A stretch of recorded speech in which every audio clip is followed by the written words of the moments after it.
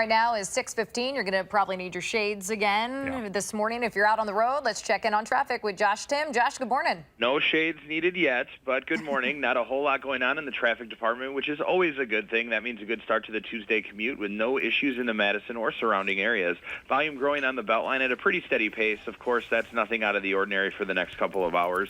Westbound side seeing a few extra brake lights at Park Street, and then again at Seminole Highway with the new traffic pattern changes, but nothing that'll delay you more at this point. No problems at all downtown around the Capitol and UW campus, and the interstate is moving very well in southern Wisconsin with no crashes or delays.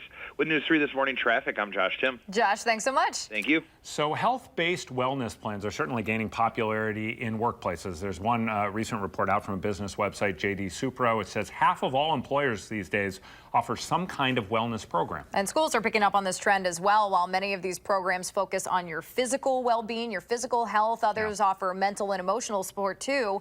And in our back to school coverage this morning, we are talking about the Learning to Breathe program and other programs in place in Middleton in particular. Joining us now to talk about these are Betsy Delzer and Gust Athanas. Thank you so much for joining us. Oh, you're welcome. Thank you. Gust, I'd love to start with the Learning to Breathe program and kind of how this came about and what you guys focus on, because this is more about the older kids, the high schoolers, right?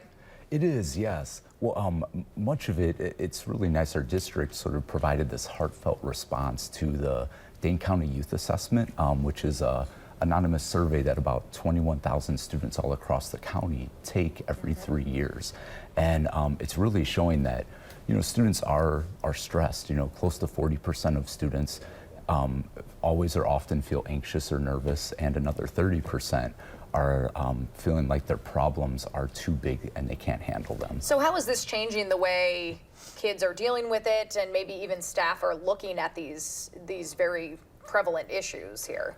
Yeah, well, we've just begun to pilot the curriculum. Learning to Breathe is a curriculum from Trish Broderick out of Penn State. And we're also looking at hopefully next year to provide it to all of our 9th graders through our health and movement classes.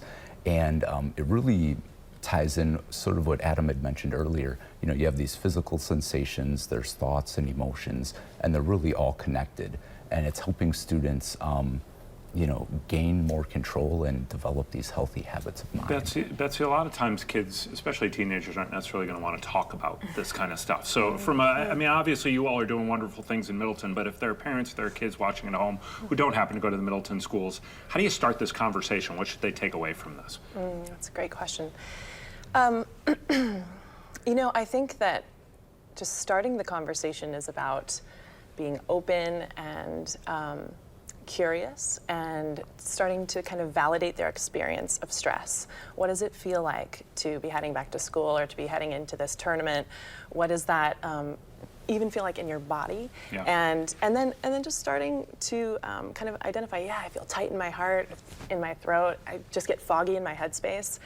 And I think opening up different paths of communication. Can you text your child, right? Can you send them a few emojis to talk about your stress? Really learning how to speak the language that they're going to respond to. Yeah, and in working with staff members too, because I know that is a part of this as well. How have they responded to it, and how have things kind of had to change for the way they think about these issues? So, there's an epidemic of stress that really impacts our whole society. Sure. And certainly teachers have a very high stress level. So I loved what you said, Gus, when you said we have this heartfelt response as a district, because what we're doing is kind of coming in and going, hey, we hear you, and we're listening, and we're going to try to provide you with some opportunities just right on site to learn how to cope and reframe this stress. And so staff are really showing up. They're showing up at yoga classes, drop-in meditations, a lot of different practices that they can weave into their daily schedule. We've got about a half minute left, but have the stresses increased, or were they always there and we just never really talked about them in the past? Kind of curious. They have been increasing from the 2012 to 2015 data.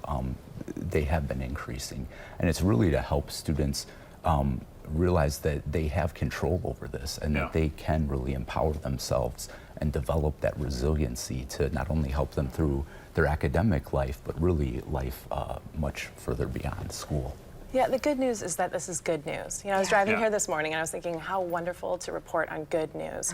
We're raising a more mindful generation, people who can identify how stress is feeling in their bodies and respond with some tools, and that's what our district is trying to do. Awesome. Betsy, who is a wellness specialist, and Gus Tier, who is a counselor from Middleton, thank you so much for waking up with us this morning. Really, you're it's a welcome. gift. for what you Thanks do. for being Important stuff. I Yeah. appreciate it.